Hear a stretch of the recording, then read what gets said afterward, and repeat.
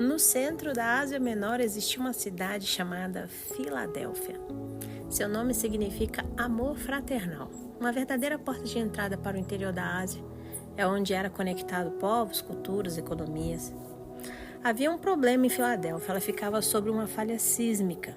Terremotos eram constantes naquele lugar e deixavam seus habitantes totalmente inseguros, sempre prontos para fugir, porque eles temiam que as muralhas poderiam desabar sobre eles. Foi nesse cenário de medo e instabilidade que nasceu uma igreja pequena, mas fiel. Apocalipse capítulo 3, Jesus dirige a ela uma carta apenas com elogios e promessas. Eis que tenho posto diante de ti uma porta aberta que ninguém pode fechar. Essa porta aberta significa estabilidade espiritual, acesso à presença de Deus e perseverança, mesmo quando tudo ao redor parece desabar, literalmente. O Senhor ainda diz: tens pouca força, mas guardaste a minha palavra e não negaste o meu nome.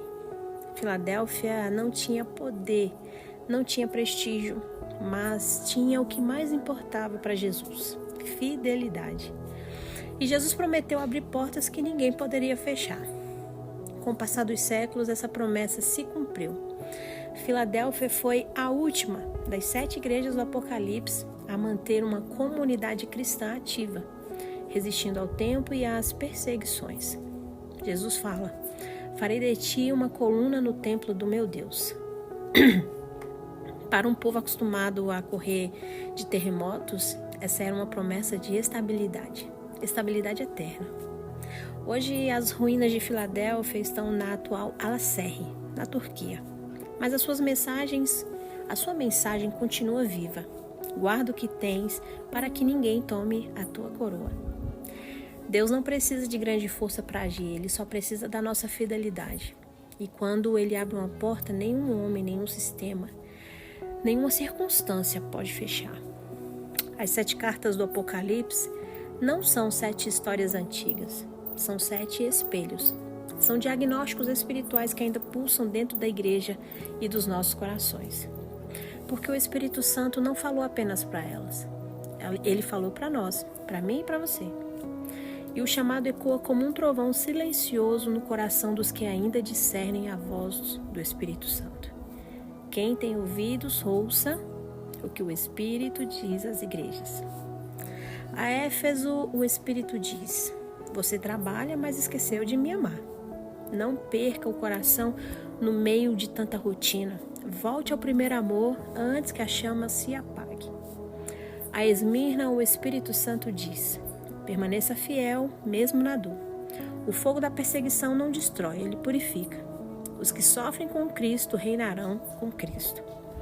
A Pérgamo, o Espírito adverte: você mantém um nome, mas tolera o pecado. Não negocie a verdade, não sacrifique a santidade por aceitação. A Tiatira, o Espírito confronta: você é generosa, mas perdeu o discernimento. Cuidado com a voz de Jezabel disfarçada de profecia. Quem ama a verdade não tolera o engano. A Sardes, o Espírito clama: você tem nome de viva, mas está morta. Desperta. Reaviva o que resta antes que a sua lâmpada se apague de uma vez. A Filadélfia, o Espírito encoraja: você tem pouca força, mas guardou a minha palavra. Continue fiel. A porta que eu abri, ninguém pode fechar. E a Laodiceia, o Espírito chora: você acha que é rica, mas está nua, pobre e cega. Abra a porta da igreja e deixe Jesus entrar antes que seja tarde demais. Hoje o Espírito fala novamente aos nossos corações. Ele não mudou o tom, ele não mudou a mensagem. Ele ainda busca uma igreja que o ame como Éfeso deveria amar, que persevere como Esmirna perseverou, que não se dobre como Pérgamo se dobrou, que não tolere como Tiatira tolerou. O Espírito procura uma igreja que desperte como Sardes, que precisava despertar e permanecer fiel como Filadélfia permaneceu. O Espírito precisa de uma igreja que se arrependa, assim como Laodiceia se recusou a se arrepender. A pergunta é: nós temos ouvido o que o Espírito tem dito às suas igrejas?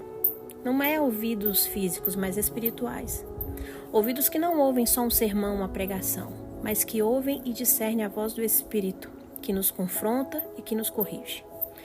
O Espírito, ele não fala para nos entreter, mas para nos transformar. E a sua voz continua a ministrar hoje nos nossos corações. Quem tem ouvidos, ouça o que o Espírito diz à sua igreja.